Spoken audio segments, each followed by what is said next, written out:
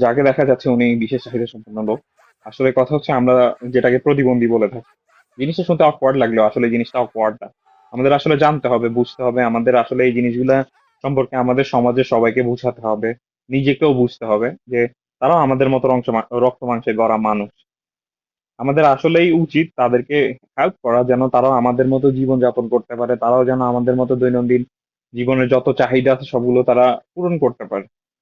যেমন আমরা সৌদি আরব বা অন্যান্য দেশে দেখতে পাই, যেমন আমি যেখানে আছি এখানেও অনেক সময় এই ধরনের লোকজন আসে, তাদের সাথে ড্রাইভার আছে, তাদের কি লাগবে সবকিছু তাদের ফ্যামিলি 100% পূরণ করার চেষ্টা করতেছে, তাদেরকে সেবা করতেছে।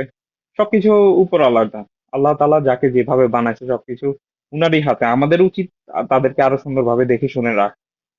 আমার নিজেরও ভাই আছে 2 জন যারা এরকম, কিন্তু কথা হচ্ছে আমি কখনো তাদেরকে অন্য চোখে দেখি না। তারাও আমার ভাই। সুতরাং আমাদের আসলেই উচিত এই জিনিসগুলা নিয়ে আমাদের শিক্ষা গ্রহণ করা, যে তারাও আমাদের মতোই মানুষ। তাদেরকে রাস্তাঘাটে দেখলে ধরেন সাধারণ একজন বাচ্চা-কাচ্চা যদি রাস্তাঘাটে যায়, যদি এই ধরনের কাউকে দেখে ইট মারার চেষ্টা করে, পাগল, পাগল বলে দৌড়ানোর চেষ্টা করে, এই জিনিসগুলো আসলে ঠিক না।